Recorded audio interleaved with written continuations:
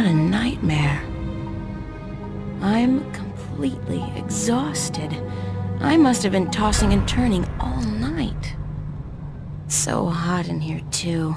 No wonder I keep having these weird dreams. I've basically been simmering in my own sweat every night this past week. Doesn't look like it's gonna cool down anytime soon, either. It's another sunny day in Newport.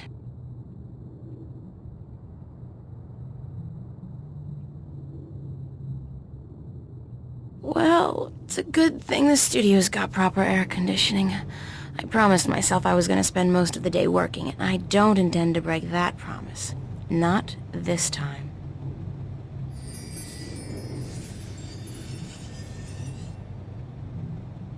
Welcome back to chapter 1 of The Longest Journey. We just woke up in this really hot room. She had a nightmare. Big surprise, I'm still here. And she's still here. I'm not good at taking care of living things, but this plant's doing just fine despite months of neglect. Nice view, if you're into brickwork.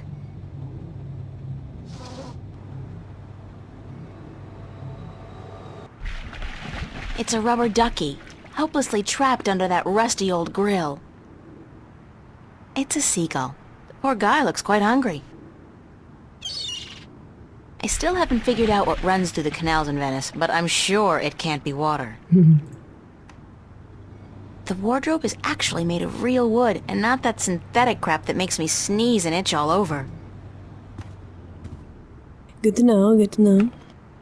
Alright, so my wardrobe's sort of chic deficient, but I can't afford to be cutting edge. Useful, practical, and cheap is my shopping mantra. I could only carry one suitcase with me when I left home. There was so much I would have loved to bring, but c'est la vie.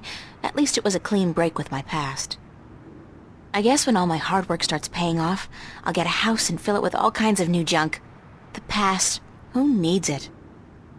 Yeah, that's a very healthy mantra. It's a bunch of drawings I drew when I was a kid. I don't even know why I brought them here. They mean absolutely nothing to me. It's Constable Guybrush, my toy ape. He doesn't much like being called Monkey. Yeah, no, that's understandable, I guess. And like we pointed out earlier, she seems to be mentally stable. Constable Guybrush is a strange hybrid between man, ape, and musician. In addition to being an officer of the law, of course.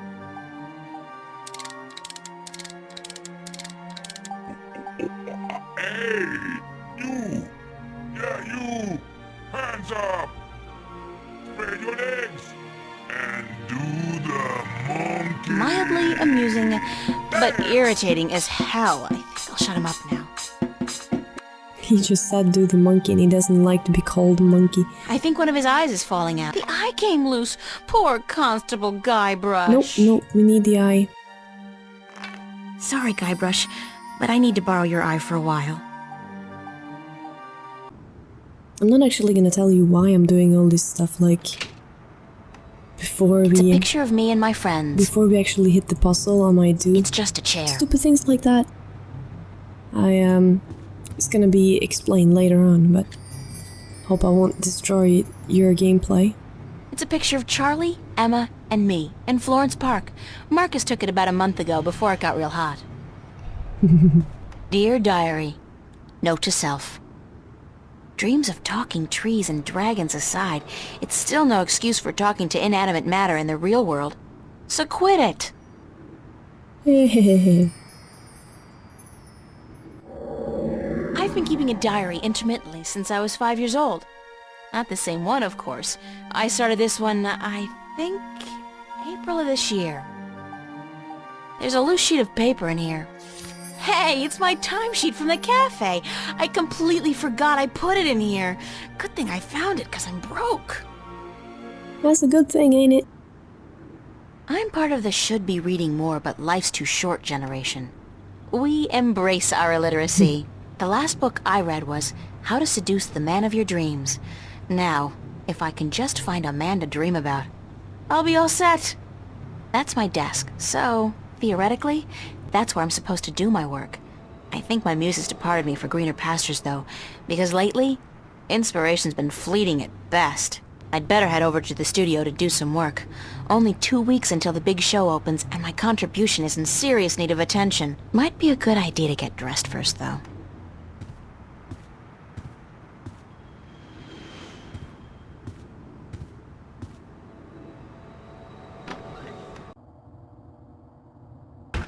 Hey, babe. Ew. Babe, you're looking real sexy today. Ew. Zach, listen, I've got to run, and... What's going on, April? How you been?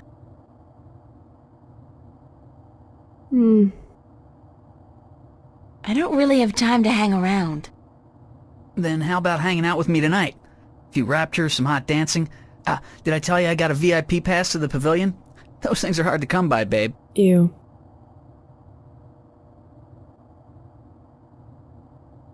No, that's not gonna work, Zach. What? You got something against me, babe? Do I offend you in some way? Oh, no.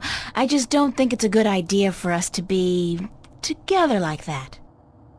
Hey, whatever. You come crawling back when you realize your mistake, babe. I'm out of here. Ew.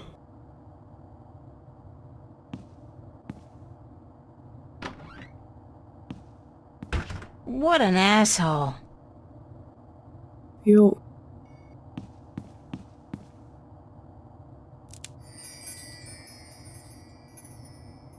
It's a fact, as in F-A-C...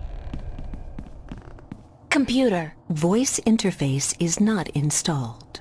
Please use the touchscreen interface to communicate with this free access terminal. Oh, okay. Why not consider a very reasonable upgrade? In addition to a voice interface, true holo display technology and Instacredit compatibility. No, I'll just use my hands, thanks. You are missing out on a great opportunity. If you upgrade now... Hold on. You understood that. You have a voice interface installed already. Why would I pay to have another one installed? Current voice interface is for sales purposes only. If you take advantage of this very affordable upgrade today... No, really. This terminal doesn't belong to me. Noted. Please refrain from voice communication in the future, or you will be reported to the FACT FUB and charged for processing time. FUB? Fair Use Bureau. They are authorized to carry deadly arms. Well, whatever. Sorry. It's a leaf of organic plastic. It grows. It converts carbon dioxide into oxygen, but it doesn't need water or sun. No nourishment of any kind, actually. Convenient, but disturbing.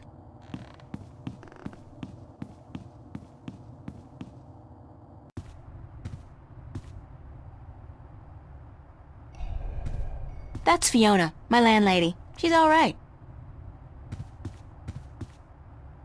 Be considerate. Keep the volume down after 11 p.m. Fiona. I can't tell what that note's saying as long as it's up there. Fiona's handwriting is not particular. I'm sorry, but big sweaty jocks do not turn me on. I'll take a nerd any day. But I can't look at this little yellow? Okay. Pizza and movie night, Monday, July 31st. BYOS. BYO what? Soap? Soda? Maybe? San Francisco. I'd love to go there someday. Someday soon, hopefully. Alright, let's see what we got. Found. A gold ring under the common room sofa. If it's yours, let me know. But no false claims, please. Fiona. I did lose a gold ring a few weeks ago. I hope this is the one. I'll have to ask Fiona about it. The omnipresent screen. I don't pretend to know how it works, but all the data apparently passes through tiny little black holes in the fabric of our dimension. You know, that really freaks me out when I think about it. Emma picked this table up at a flea market for $10 last month. That's $9 more than it's worth.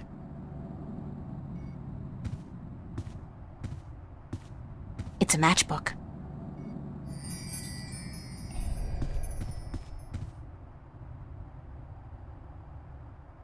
Morning, Fiona. Good morning, darling. You're up early. Yeah, I couldn't sleep. Are you feeling all right? You look a little pale. I had a bad nightmare. Again? Well, you're not the only one, darling. Mickey woke me up screaming in the middle of the night. She wouldn't go back to sleep until I made her a cup of herbal tea. Nightmares? Apparently, but she refuses to tell me what they were. I think she's embarrassed. That doesn't sound like Mickey. I know, darling.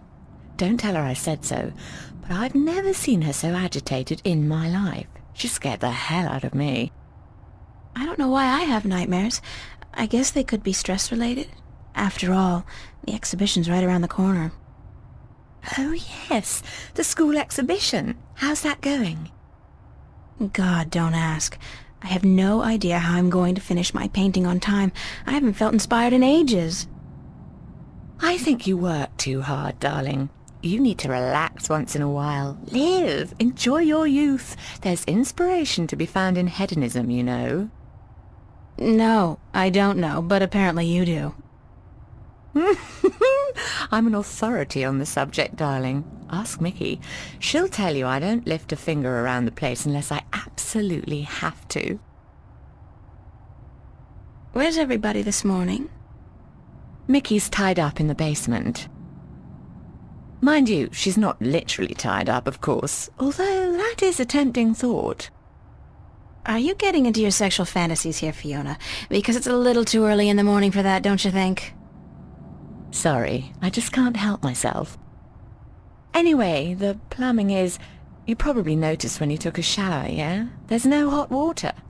So Mickey's working on that. Getting knee-deep in putrid canal water is her job, thank God. What about Charlie? He up yet? No, he's still sleeping, and Emma just went to bed. I saw her come in when I was making breakfast. Do you know who she's seeing now? I don't know. Some guy? Those lads I see her with, darling. She's too good for those arseholes. I wish she'd find herself a man who'd treat her right for once. She hasn't had much luck with love, no? She's a magnet for creeps, and she's so pretty. They prey on her, you know, bastards.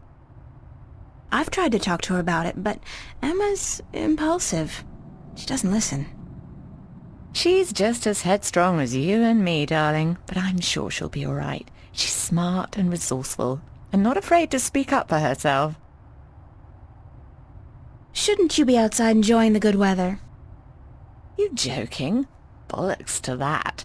I'll stay inside until September, thank you very much. It's too bloody hot. Can I ask you a few questions? Why, certainly, darling. About what? Tell me about Emma. Emma? Why, she's your best friend, darling. I don't know what to tell you that you don't already know. You girls are so close. That's true. The day we met, we clicked instantly. It was strange, but cool. Like me and Mickey, then? Except for the sex, of course. That's a pretty big except for, Fiona. Oh, I guess so. She's the crazy one, Emma is. Not crazy as in mad as a hatter, but crazy in a good way. Fun to be around. Emma's always been a little weird. Exactly, darling. She's a flirt, too, and the boys seem to drop like flies at her feet. No wonder. She's a real looker, I don't have to tell you. I'm sure she could have been a model if she'd wanted, but she's an artist, and a good one, too. I really think she'll be a successful artist. Her sculptures are getting a lot of attention. Anything else you can tell me about Emma?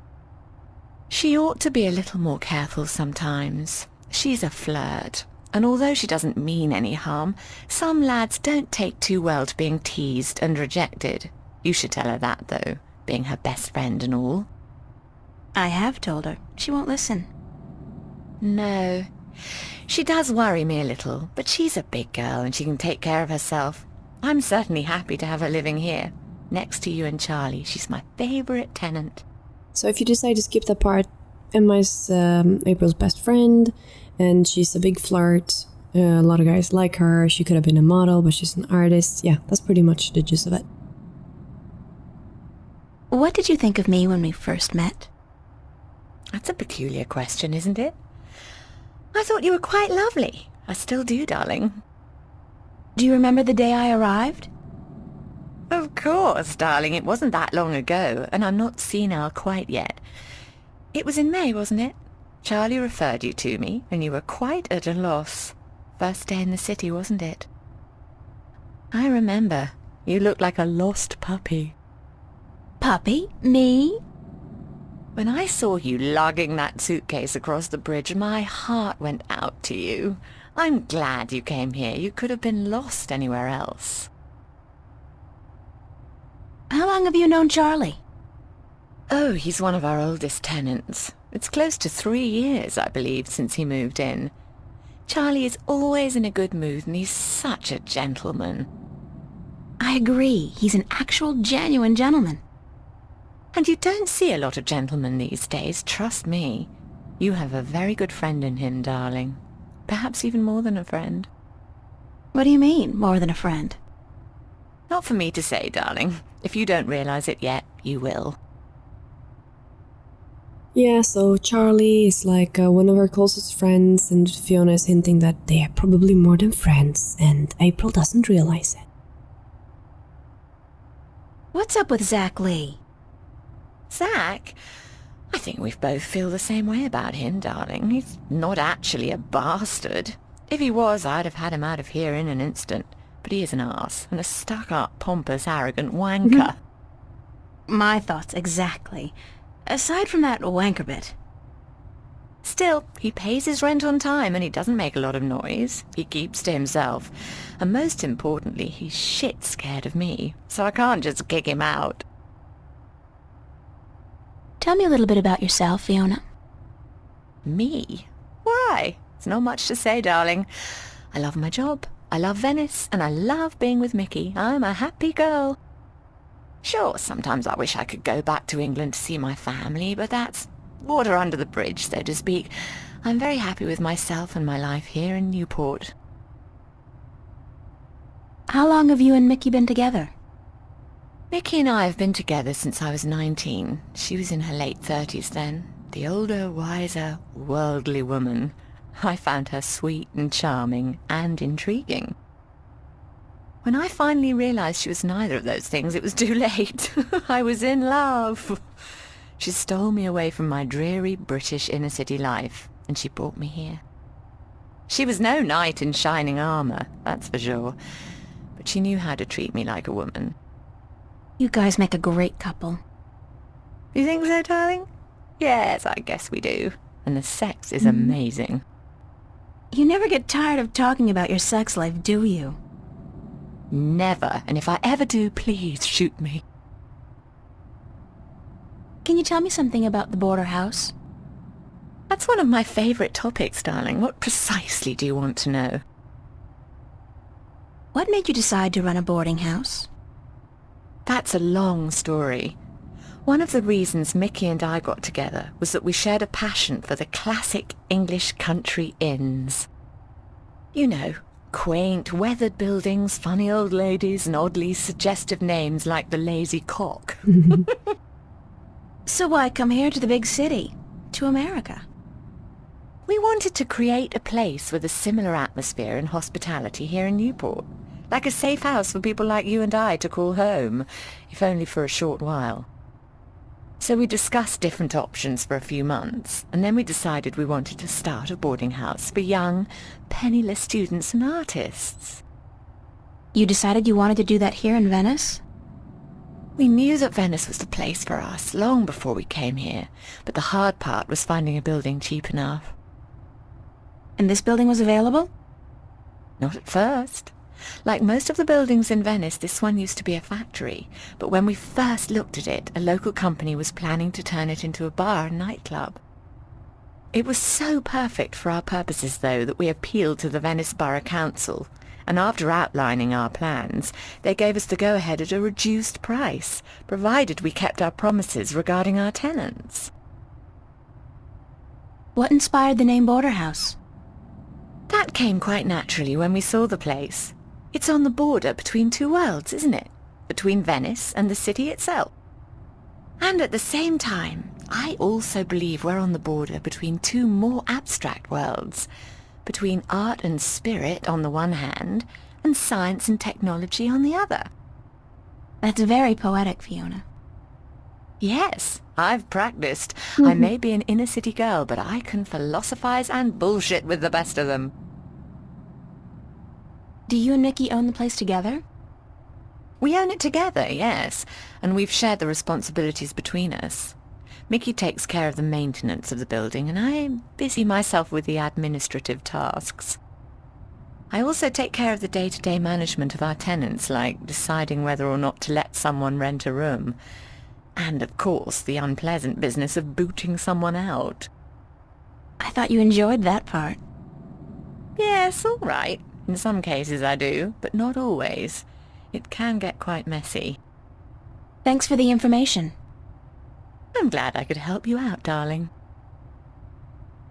So, she told her about her life, that she was from some dreary English life, and her girlfriend saved her from that. That was like twice her age. They moved here. They wanted to open up this border house. And that was it.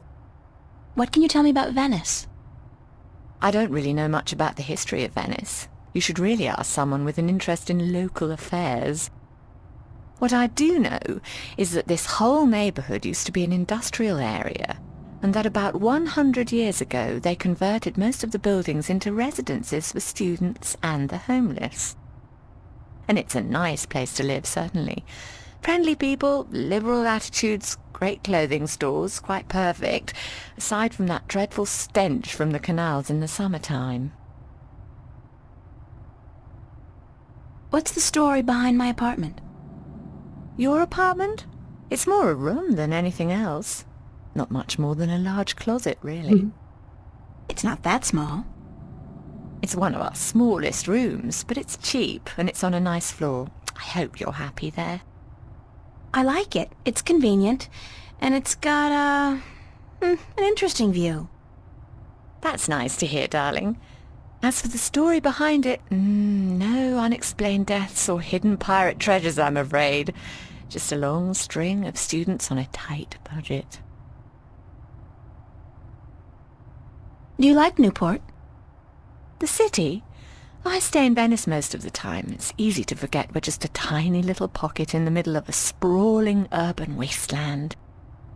But do I like it? I think Newport is one of the great cities of our age. Love it or hate it, you can't argue with that. And which one is it? Love or hate? I haven't decided yet, darling. Ask me again in another 15 years. Perhaps I'll have an answer then. So, she told you a little... I don't have any more questions right now. Don't hesitate asking if there's something else you want to know. She told you a little bit about the town and everything. Yeah, not really a lot of things to say about that. I'd better get going. Off to school? Yeah, there are no more classes this semester, but I have to finish my painting by next Thursday. For what it's worth, darling, good luck. And don't work too hard, all right? It was like the longest, most pointless conversation ever. Sorry, that's just what I think. I saw this note on the corkboard. I think the ring might belong to me. I'm sorry I have to ask, but could you describe the ring? Sure thing. It says Sweet 16. My dad gave it to me. I think it was the only birthday of mine he remembered, or at least acknowledged. Yes, that's the one. I found it under the sofa when I was vacuuming. Here you are, darling. Thanks. It's not worth much, but it's got a certain sentimental value for me.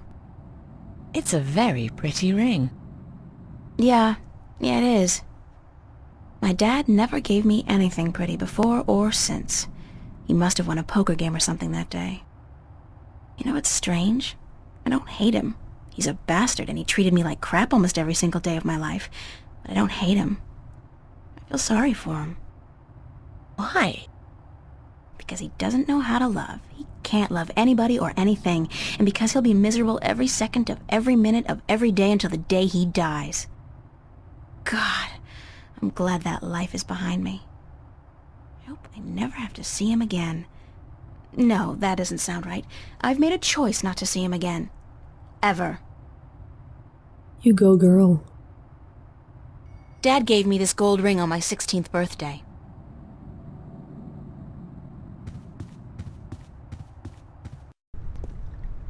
I love this mural, even though the motif is a little trite.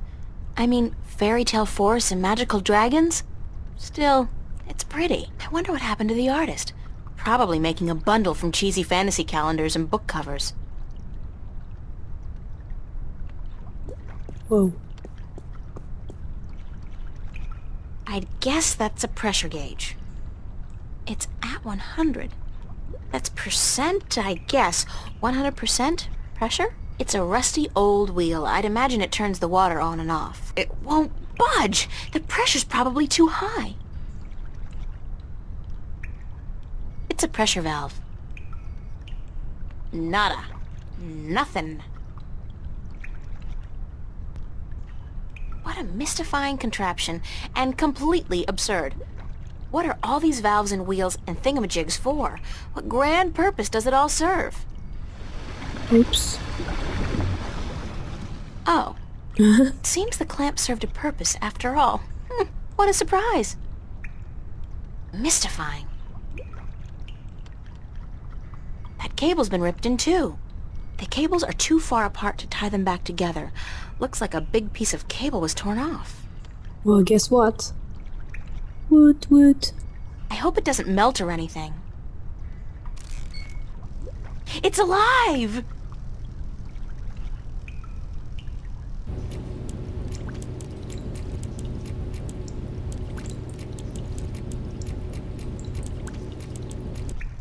That went so much faster than I thought it would. It won't budge. The pressure's probably too high.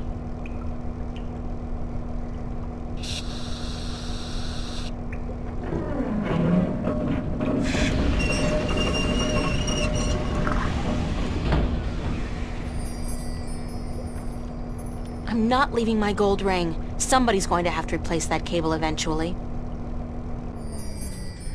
Nice. And you guys don't even know why I did that. Oh my god, oh my god. It's a clamp. Yeah, that's why.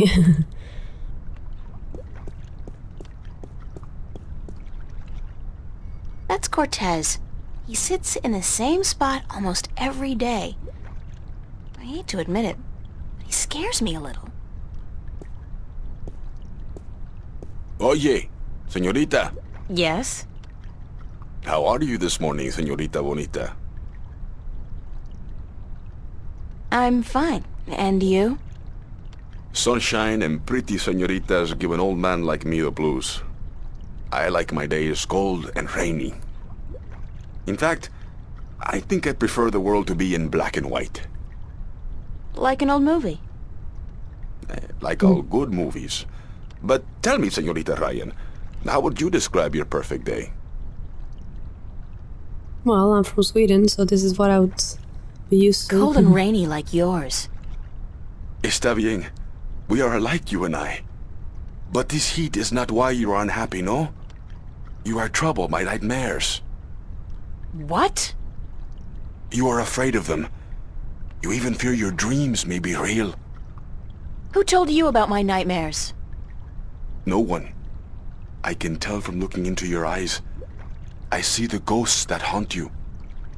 I don't know who you've been talking to, but from now on, stay the hell away from me in my personal life. No puedo, señorita Ryan. You have a destiny. Destiny? I don't care what you think. Just leave me alone. If you don't face them, I'm afraid your nightmares will continue. Soon they will appear to you even when you're awake. You need some serious help, you know that? We all do, April.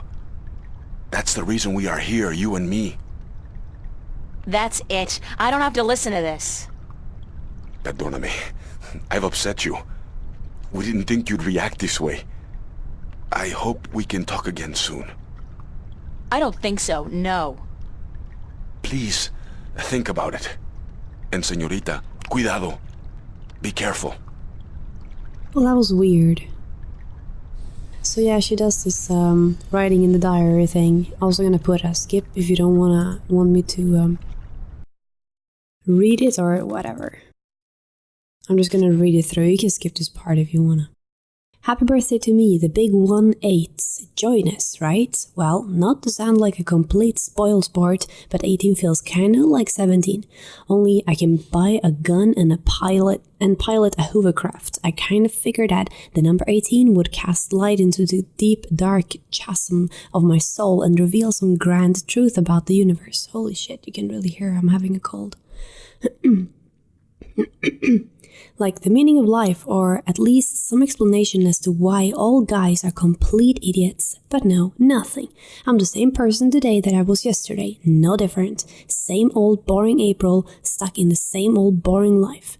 Which, of course, does make me realize something important. I just have to get out of here soon.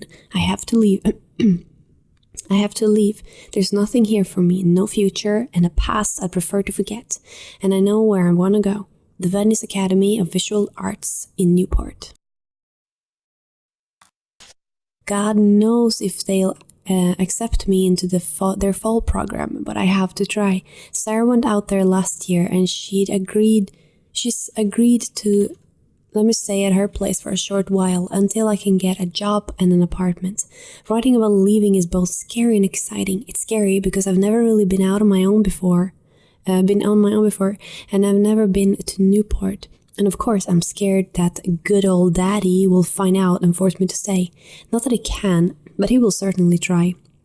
On the other hand, it's really exciting too. I can't imagine anything that beats starting my own life in a place like Venice. From what I've seen and heard, it looks great. There's a lot of little cafes and crisscrossing canals, just like in the real Venice in Italy. And most of the people who live there are young and creative and not afraid to look or sound or be different, which will make a nice change from this place. April 22nd. Today I called the academy and asked them about their admission requirements, and they told me to bring some of my work in when you arrive. They don't really have any specific requirements, only that you're talented and dedicated and hardworking. The lady I spoke to sounded nice, but she didn't make any promises. She told me there are a lot of applicants and only a limited amount of spaces. I know my work's good, even though I haven't had much training, and I'm definitely dedicated and hardworking. So why am I still nervous? May 1st. I'm sorry I haven't kept up with events in this diary, but with my exams and everything else going on right before graduation, I haven't had the time. I know, bad excuse. I'll just have to take time out to, and I'll definitely keep my diary up to date from now on. May 25th. 3 weeks of complete silence. I look back at my previous diaries and I wonder where the hell did I find all the time to write so much, so often. Oh well, I'll try to remember what's been going on these past few weeks. I passed all my exams with straight A's, of course. Jay? And tomorrow morning I'm leaving home. Yes, I'm making the leap into the great unknown and I'm never coming back here. I withdrew all of my money from the bank, $2,190, and I packed a suitcase and a bag with my clothes and working samples and books and anything else I can't do without. Unfortunately, I have to leave so much, my old toys, some of the bigger canvases, my screen, and it's not like I can have mom ship them or anything. I'm leaving a letter for my family, but I'm not telling them where I'm going. 18 years under constant scrutiny is enough. I really don't want to carry any of that crap with me into my new life. Strangely enough, when I was packing this morning, I suddenly remembered something I'd forgotten a long time ago. When I was a kid, I kept all of my drawings in a box under the floorboard so my dad wouldn't find them and berate me for wasting my time. The box was right where I put it, more than 6 years ago. I didn't feel like looking at any of the drawings right away, so I wrapped up the box and stuck it in my bag. I'll open it when I get to Venice. I don't think this is the right time for nostalgic reminiscence about my childhood, but I'm glad I remembered to pack the box. So tonight's the night. I'm sneaking out of here at 4 a.m. to catch the train to Greenvale, and from there on to the big city itself, Newport. At dinner tonight, I'll see Mom, Dad, Daniel, and Owen for the last time in a long while. I don't really care if I see Dad again, but I feel sorry for Mom. She doesn't seem to care much for me, but I know she'll miss me, and I know she'll feel very guilty for turning a blind eye to the way he treated me throughout all these years. As for Danny and Owen, I don't really know. Danny's an asshole. He could have theoretically improved, though I doubt he wants to. As for Owen, he's still a kid. He might turn out okay, but as long as Dad is in control, I'm not too optimistic. I'm going to the pond tonight to say goodbye. I haven't been there in a long while, not since that crazy day. Well, I have to see it one last time, and I'll never get it out of my head. Or I'll never get it out of my head. As for my friends, I don't really want to say anything. I'll mail them when I get to Newport, to Venice. So this is the last entry I'll write here in this house, in this room. In some strange way I can't really understand. I'll miss it. Not much, but I did grow up here. I did spend 18 years, oh my god, in this place. And that's not soon forgotten or ignored. I don't want to feel bad for what I'm doing, but I can't help it. I do feel bad, a little. But more than anything, I'm excited about what tomorrow will bring. I believe I might actually be happy. Imagine that. July 28th. Way too early in the morning, and I won't even try to describe the dream I had last night. Like, enough with the fairy tales already. I need to start dreaming about boys and shopping, the important things in life. It just dawned on me that the student exhibition opens in less than 2 weeks. My painting, and I mean that in the broadest sense of the word, is not even close to being presentable. Even that's an overstatement. All I have is a blank canvas, and while that may fool some people, like in, "Whoa, what an expressive statement of nothingness," it won't fool my teachers. So today I have to put in a solid 6 hours of work at the studio and just hope that inspiration will strike me like lightning from the sky. It could happen. Friday morning again. Okay, so I'm on my way to school. I'm half asleep. I am hot. The weather has been unbearable these past few days, to say the least. And I just want to get to the studio as soon as possible. And then this guy, Cortez, who's sitting outside the house like he does every single day, calls me over. Fine, okay. I got nothing against the guy personally. I make small talk about the weather, just trying to get it over with.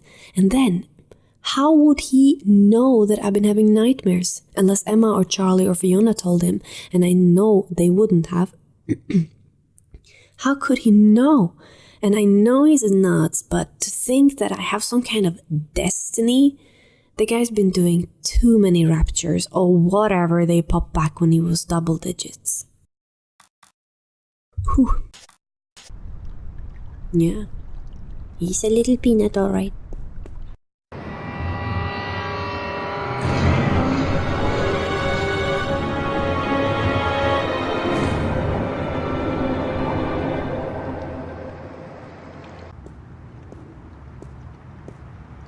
From what I've been told, the clock stopped on the very day of the infamous Venice massacre in 2109, to the minute the police opened fire on the squatters. To the cafe, the park, subway. Well,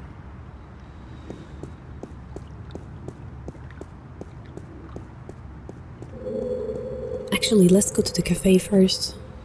See what's going on there. She worked at the cafe, so.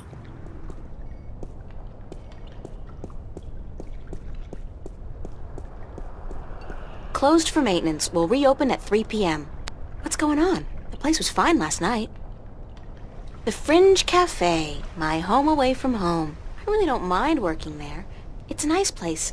I mean, it ranks nice on a scale from begging for food at the bottom to just scraping by at the top. I do not intend to make a career of it. I don't think I've ever seen anybody pass through that door. Isn't that peculiar? And if I was Nancy Drew, I might actually care. Where it goes, nobody knows. Can you say Death Star? Death Star.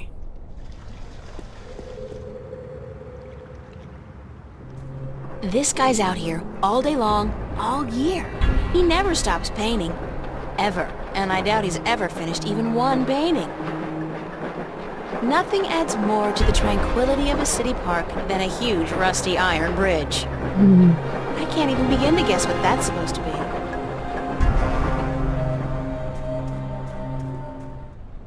Bishop and Anne-Marie. He's a photography student. She's in my life study class. Nice couple. No, I've got too much to do right now. It's the official Vava notice board. Only registered students are allowed to put notices up here. That's Mary Sam, Vava's founding mother and pro-Venice activist back before the riots. She was assassinated by a corporate hired gun right after the school opened some 90 years ago.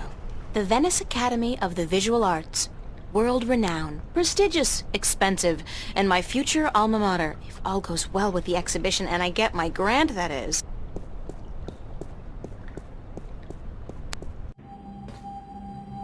Olav's on a roll. Again. Does that guy ever run out of inspiration or energy? Must be the cold Norwegian winters. Nothing else to do but paint. Art books. There's a really nice one here on Turner. I love his landscapes. Don't want to disturb him. Somebody's thrown away a rubber glove. We want it. Why would somebody toss out a perfectly good work glove with just one big hole in it? What a terrible, terrible waste. It's a rubber glove, but it's pretty useless with that big hole in it. Meh. Let's turn that around at some point. Emma's really good with the holosculptor, and her imagination is so vivid. Good thing we're best friends, or I might be jealous. I can only think of two things more depressing than a blank canvas. Death and taxes. Badoomch. I'm way past finger painting. I need a paintbrush and palette. You got it, girl.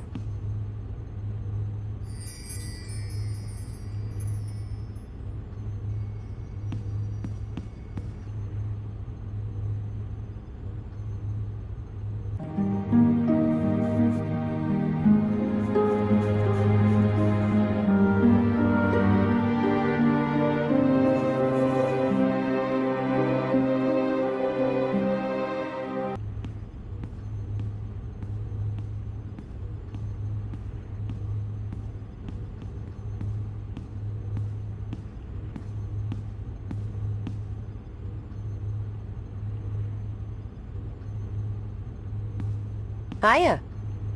Emma? Hi! I didn't expect to see you here today. Me neither. Are you busy? Nah. Well, I am. But I was about to wrap up for today anyway. Why? What's going on? I have an important message for you. Yeah? From whom? Believe it or not, girlfriend, but it's from Cortez. Excuse me?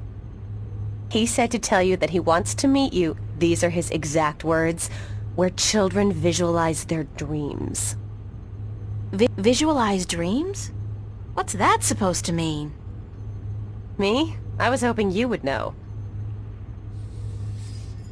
Did he say anything else? Nope, that was it. Why does he want to meet you? Oh, don't tell me. You guys are having a secret love affair. Oh, yeah. We're eloping and flying to Africa tonight. It's all been happening so fast. My heart's aflutter. How romantic. I couldn't imagine a better catch than Senor Cortez, the Latin lover. Did he talk to you about nightmares? No, why? I don't know. It's just... my dreams are really starting to bother me. There you go again with dreams. You're obsessing, April. They're just dreams. Sometimes a banana is just a banana. And a dragon is just a dragon. What's dragons got to do with it? Oh, don't tell me you had a dream about dragons. A dragon. A talking dragon. I'm gonna regret this, but what happened in your dream? Well, there was a dragon. I think we established that already. You had a dream about a dragon. Not just any dragon, though. A talking dragon. Yep, we've been through that. Talking dragon covered. What did it say? She. It was a she, a female dragon. What, you could tell from the skirt, high heels, and lipstick? Don't mock me, Emma. She said something to me. Something about being the mother of the future. She probably said time to get up and go to school, April. If you don't want to take my dreams seriously, I'll just stop telling you about them. Is that a promise? Like you're in any position to make fun of my dreams? Have you looked at your sculptures lately? Oh, that's low. I'd punch you out if I wasn't so hungry. You want to go get some lunch at the Fringe? I'll drop by after I clean up around here. I'll be there for a while, so bye. Bye. Bye-bye. Go.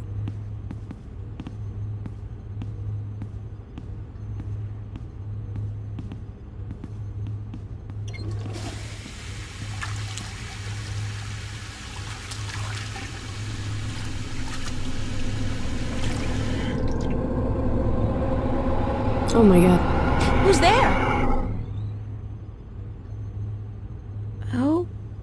Okay. That was not a dream, I think. Yeah, so the courteous guy might actually have been right. Okay, time for some reading. It's Friday afternoon and I actually got some work done on my painting this morning. What a shocker, right?